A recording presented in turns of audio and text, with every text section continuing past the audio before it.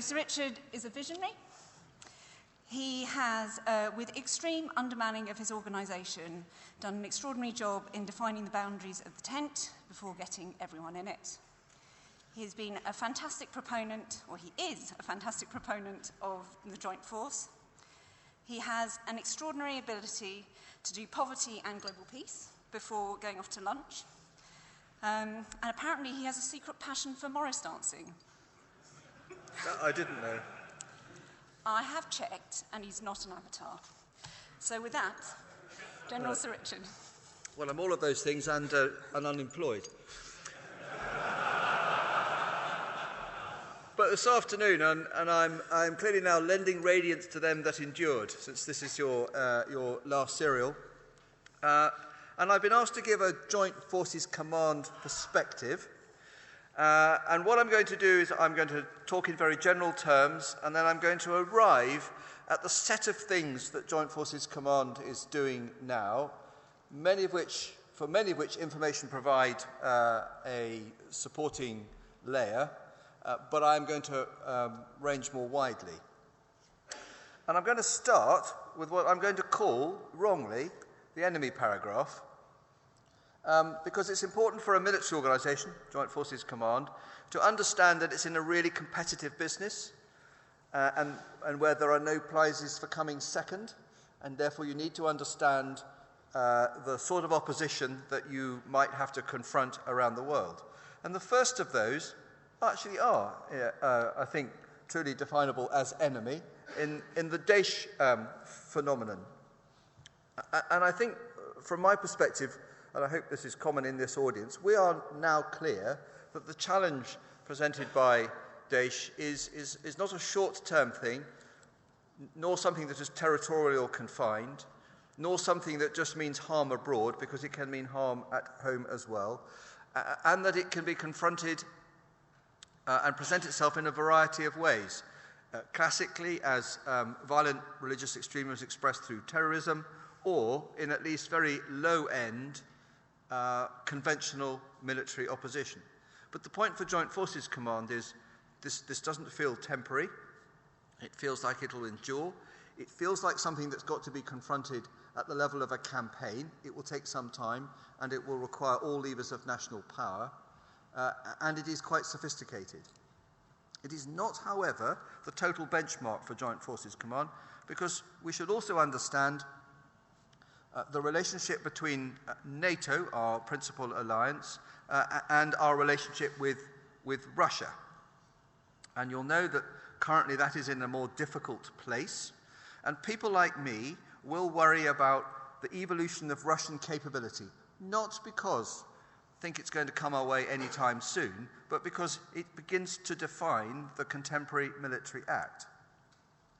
And so you can list NATO and Russia in comparative terms, and you could form the view that actually NATO, in its bones, is a really powerful organisation. It's got lots of people, money, capability, nice stable economy, compared to a Russia, smaller population, challenged with inflation, spending a lot of money on its defence, and smaller.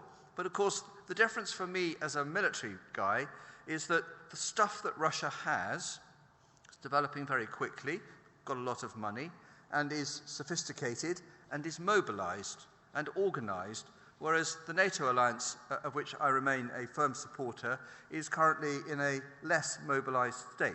So perhaps there's a window of opportunity or vulnerability that people like me should consider. And we should consider it in terms like this. So this is Kaliningrad, and you'll all know where that is. And you'll know that in Kaliningrad there is really quite sophisticated military capability. So if Joint Forces Command is thinking about how it would support, enable, contribute to a NATO military operation, this sort of capability represents the benchmark, not our own stuff. And we should conceive of it in terms like this. So that is the radius of action of an S-400, SA-21 air defence capability based in Kaliningrad. You can see it's quite intrusive and has significant implications for how a force which we may be part of would be able to deploy in the first place and then operate. And perhaps this is further away, we should also understand the evolution of Chinese military capability, since it is clearly not only evolving very quickly, but making its presence more obviously felt in its region, and perhaps in the future something that we will work with, bump into in other parts of the world. And this will matter, and I've merely shown on this slide the fact that about a third of global trade passes through the East and South China Sea, an area of clearly primary interest to China and to its neighbours and to us. I think my iPad came through that sea lane. So there's a benchmark of capability we should measure ourselves against. And then we should consider the business of the environment in which a contemporary military force is going to operate. And my greatest challenge here, in addressing my colleagues in the armed forces, is to lift people's head out of an Afghan or even Iraqi template to look at the way war might have to be fought in our time and where it may have to be fought. And this is my first, and I think arguably my greatest problem, because after 30 years of decade in the last decade of the Cold War, the decade of the Balkan interventions, the decade and more in Iraq and Afghanistan, we in the West perhaps have a sense of what war is like, which is conditioned by our past. And maybe we want to transfer that idea into the future.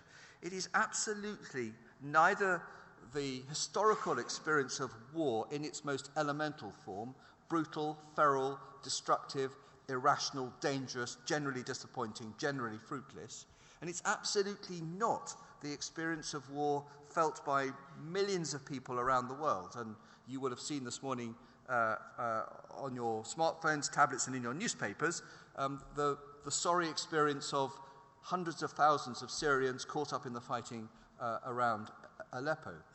So it's very important for Joint Forces Command, in considering how it would evolve capability, to ground itself in war in its most feral state, not the war by the rules of cricket that we might have observed latterly. And part of that is, again, to the return to the issue of capability, because while we've been preoccupied with Iraq and Afghanistan over the last 10 years or so, the conventional art has moved on. And you can see, for example, on this slide, bottom left, the very good Russian Armata tank. Now, for people like me, perhaps in our youth, we would have obsessed over this, because in the Cold War currency, the business of tank on tank and anti-tank guided weapon against tank was a key denominator. And maybe we need to reset that and think about that sort of capability again, because it's really very good. And the bottom right of that slide, new conventional capability. That is a Russian coastal defense system, clearly unmanned, releasing an advanced anti-ship cruise missile, which ought to inform how you evolve a future joint force. And then there's this dimension, perhaps more obviously the business of the group here today, which is the way not only does capability change in modern warfare, but also method. So top left, the advent of little green men, a pseudonym for military activities done in a deniable way, designed not to provoke a conventional military response, aligned with the business of information age capability. And if you take the bottom left there, the all-pervasive, intrusive role of social media, the argument that I will make, and I'm sure Alistair Aitken and others would have made it, is that in our recent past, we might have considered accessorizing a military operation with a press release, a slightly nervous television interview, and maybe a tweet or two if we'd worked out what that was. In the future, my view is any military commander at almost any level is going to regard the way he operates in social media as a decisive act, as a core activity, where we will need to grow the capability, the wisdom that comes with that, and the familiarity of operating in social media as the key way that we have an effect, or the decisive effect, on the people amongst whom we are operating. And I take here as the most obvious example, if I were the commander responsible for the forthcoming assault eventually on Mosul, and I am available, then I would want to influence the minds of the 1 million Mosili who reside there as I conducted my joint foreign manoeuvre as part of a coalition, and I would want to do that at the heart of my military operation, not as an accessory. And when I did that, I would recognize I would have some sort of relationship with space. It's going to be a different one, isn't it? Because people like me have grown up with space being something that you used and you never really thought about it being challenged or access to it being denied. Clearly not necessarily the case in the future.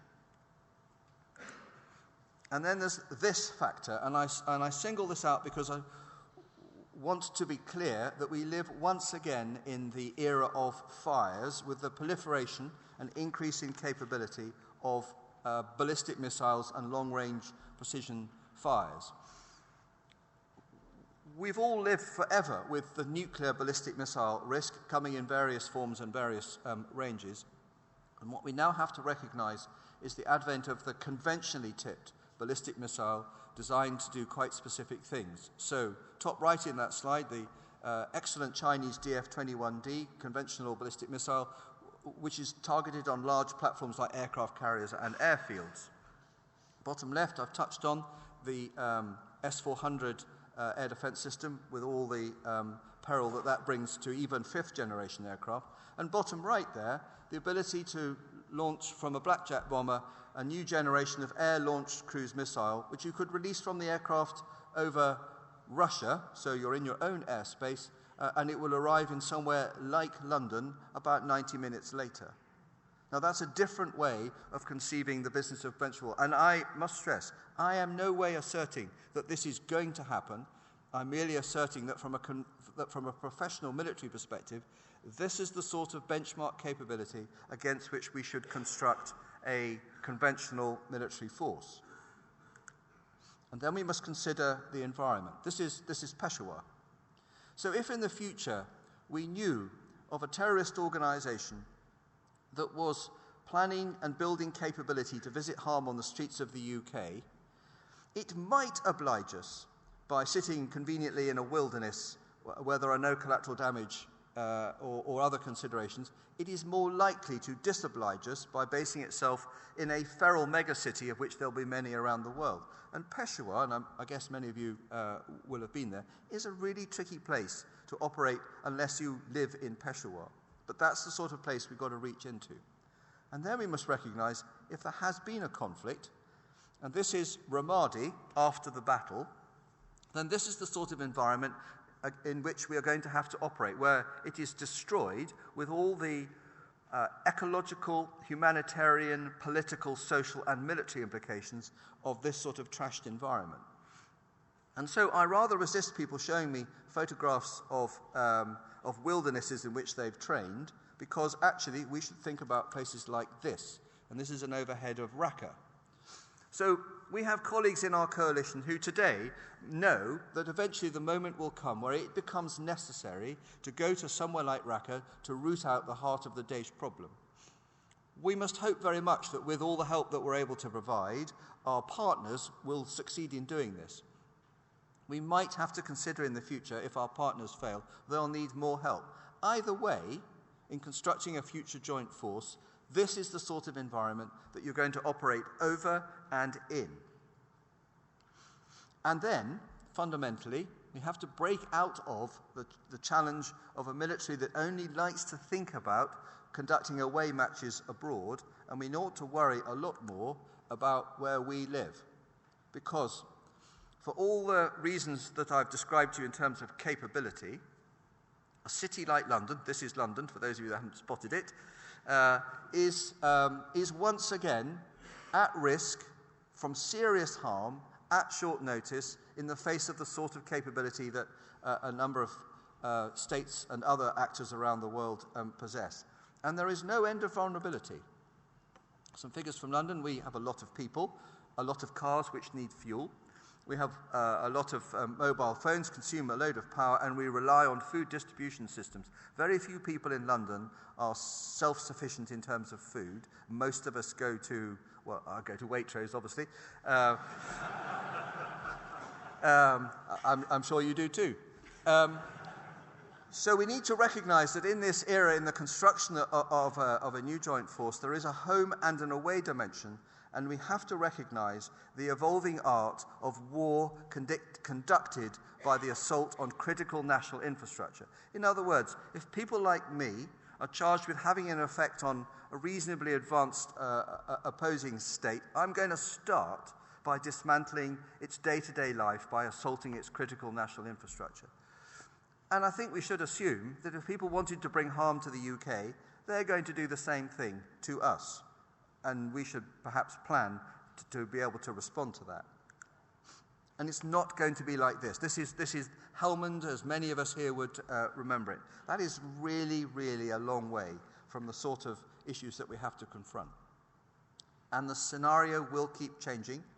And I think this year's challenge is the business of migration and what it might mean for the use of a future joint force. You see this on your screens every day. The problem is well described. Roughly 4,000 migrants knocking every day on the borders of Europe. And an issue which we must hope our governments can get their head around, because it seems to me clear, despite the generosity of many states over the last year and in previous years, it seems to me clear that the appetite to absorb the millions of people that would like to leave the war-torn mess they live in and come and share the nice life we have in Europe, well, that limit is becoming clearer. So it's not possible for people to come here, and it's not possible for them to stay in the middle of the war that they've been caught up in. What is it that we need to help them do in order to find some successful path? Well, already in Europe, we are seeing borders and boundaries going back up again, and we are now in that stage where we are anticipating that when the weather improves, the broadly 3 million folk in Syria who are inclined to move may start to move. So my judgment is that although stabilization, the sort of thing we were held to be doing in Afghanistan, is unfashionable, one of the more likely reasons that a government may reach for its armed forces in the future will be to respond to a migration issue which has become untenable, either through fear, that is the fear of unmanageable numbers coming here, or outrage because our sense of values are so impugned by the desperate things that are happening on the fringes of Europe that public opinion decides that something should be done and something has to be done quickly, and a military force is turned to do that.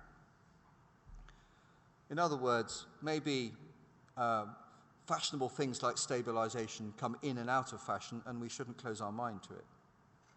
But from a joint forces perspective, in confronting the whole patchwork of things I've described to you, there are a couple of things that are absolutely clear. The first is we're never going to be a big force.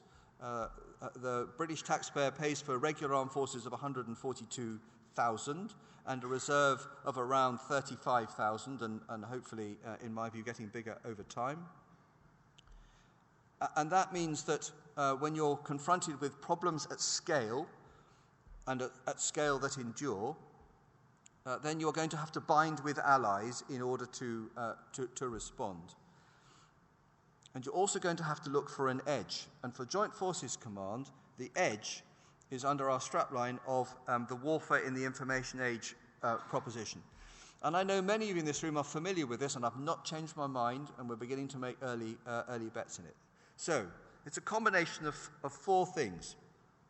The explosion in data, processing power and connectivity, led by commerce and civil society, so fantastic things happening at a rate of knots which we need to follow and exploit. Plus, the potential developments in range, precision, lethality, choice of effects and stealth in the way that we can construct the future sets of munitions and sensors. And in particular here, the ability to separate a complex weapon like an air-to-ground missile or a ground-to-air missile from a complex platform. And the sharp-eyed amongst you will have seen in one of the first slides I showed the Russian Club K system, which produces one of a very advanced family of missiles from a shipping container, and you can put that shipping container on many other things. And our technology is moving in that direction. Align that with the rapid advent of autonomous systems and robotics in all environments. So tremendous things happening in the air already and clearly in space, interesting things happening below the sea, and the area I think we need to move more quickly in is the advent of autonomous systems and robotics in the land environment, for two reasons if you're British.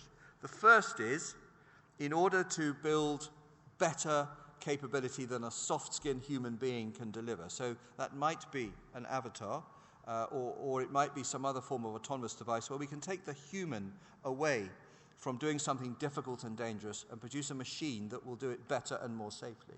It's not actually the big deal. The big deal is how robotics, networked, can strip manpower cost away from doing simple things in a joint force.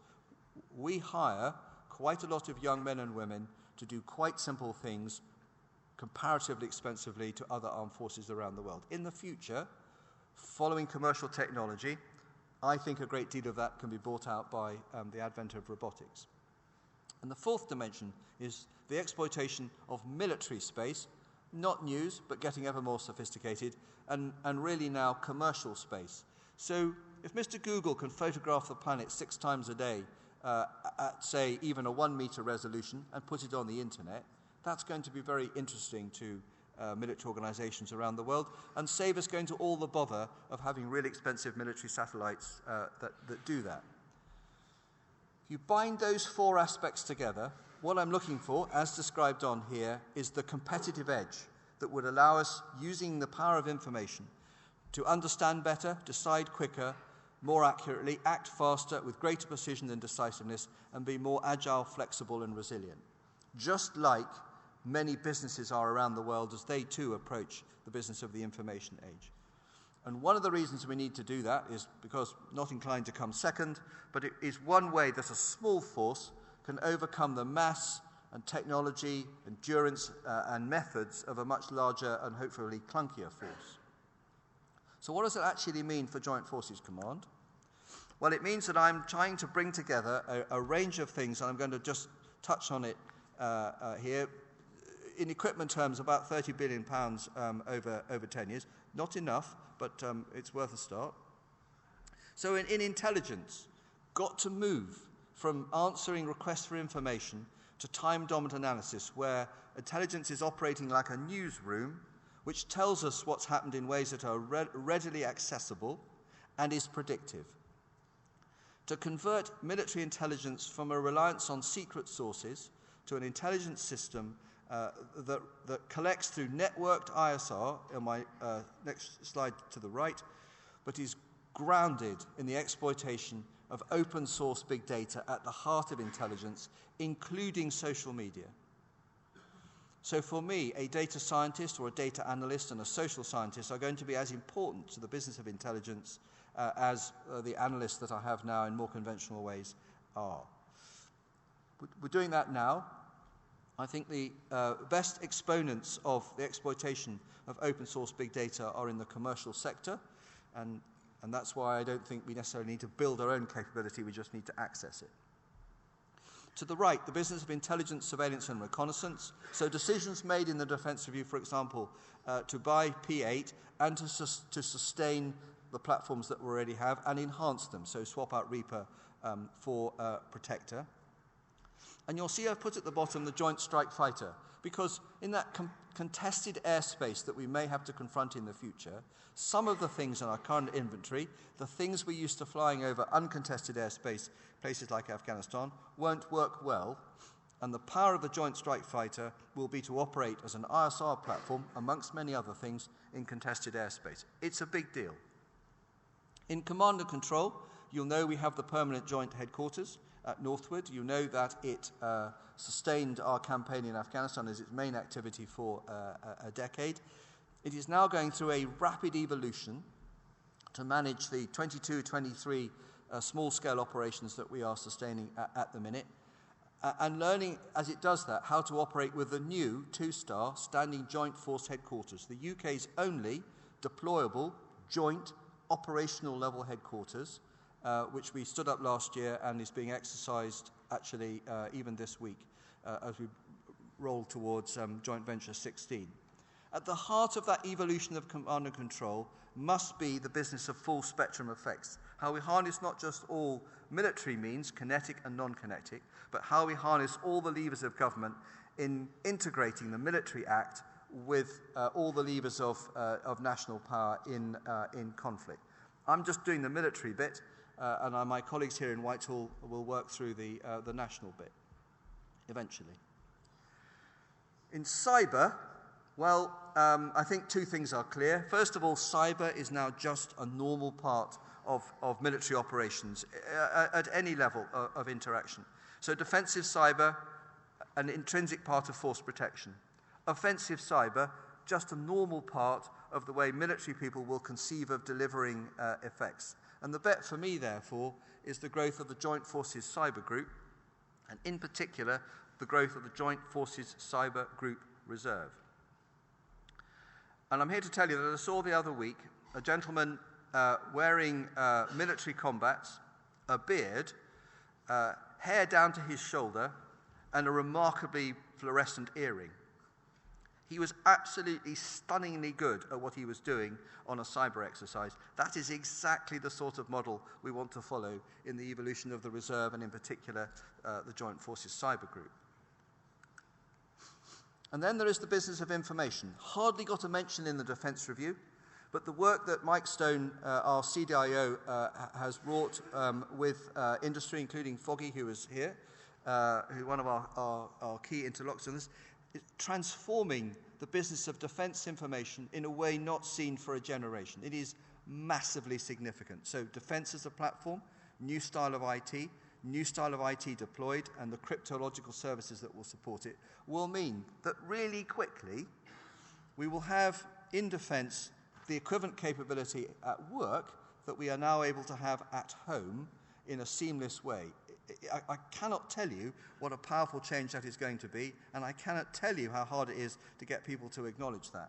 But I would just put in your mind, if you're going to do these things in Joint Forces Command, transform intelligence and ISR and command and control and nested information, the combination of those four things constitutes some of the core magic of having a Joint Forces Command. Just leave that thought with you. Not going to talk about special forces, because you don't.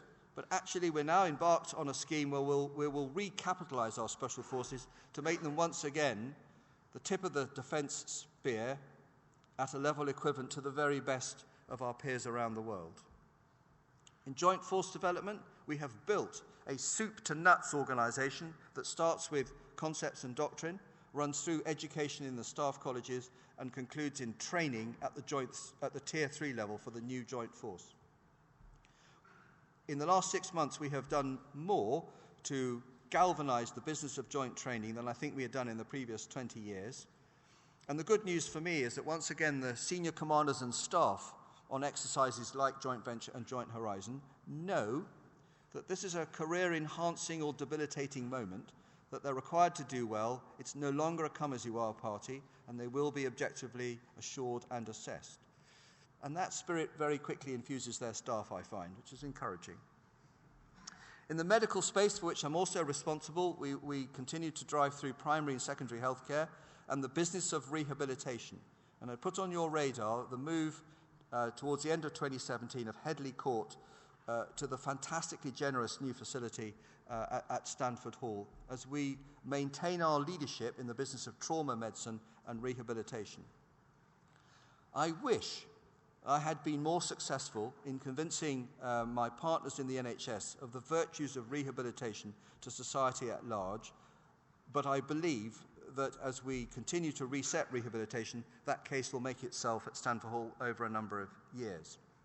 But the bit we now need to turn to is operational medical support, because you will be familiar with the Role 3 facility that we constructed in Camp Bastion. A trauma hospital as good as you'll find anywhere in the UK, taking badly wounded people in less than an hour from the moment of wounding. We cannot possibly replicate that in the sorts of operations that we are now looking at in the sorts of environment I've described to you. So we're going to have to do something different. It will be a combination of medical technology, an investment in evacuation, including, I think, autonomous systems and robotics, and crucially, the evolution of telemedicine. So we need to be able to connect the best consultant we can find anywhere in the world with a medic who is on the ground at the time dealing with that injured service person, applying the technology that we give him. That's a different approach to saving life in the field. And finally, for Joint Forces Command, the business of logistics. This is, I think, the next greatest area for us to exploit. Top left, you'll recognize the K-MAX, unmanned logistics helicopter. Plenty of potential if you can get over the slight frisson that comes in flying in a helicopter where there isn't a pilot. Top right, the sort of automation you're now seeing in industry in the way that they can service commercial enterprises. We need to bring, through the medium of the whole force approach, that thinking into the business of defence operational logistics. But for the military folk in the room, we need to precede that discussion by comparing the gentleman on the right, who clearly is employed by Daesh, who has a rather smart scarf, a T-shirt, and a weapon. That's all he needs, and some water. And the gentleman on the left, who has got every Swiss Army knife known to man strapped round his waist and requires the volume of support to sustain that. There's got to be a balance here. So one of the things we're going to have to do in resetting defence logistics is look at resilience, endurance, toughness, and giving people what they actually need, not all the stuff they can possibly get out of a catalogue. That's quite a tough debate. But I'm here to tell you that in war, showers, a dining room, and Wi-Fi are not necessary parts of your campaigning infrastructure. And all of this stuff we're going to do, I argue, we should conceive of doing quickly. And I look no further for the reason for doing it quickly than our partners in France, just a very short distance from here, and the terrible events of November 15 in their homeland. And you can find many other examples in the world. So in the sort of environment I've described to you, in the sort of world we actually live, how much time should we award ourselves to reinvent the future joint force and make it fit for warfare in the information age? In a perfect world, because it's expensive and troubling, we would move quite slowly on this. I argue that because of the risk of strategic shock to our homeland and certainly to any deployed force and our interests and our allies abroad, we would be best to do two things.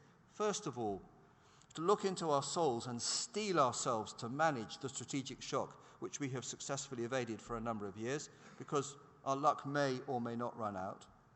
And secondly, act as fast as we can in the military lane to construct a joint force fit for this century so that we're better able to inflict a strategic shock if so asked. Thank you very much for your attention. I guess we have some time for questions, Elizabeth, if you want. Yes, perfect. Thank you very much.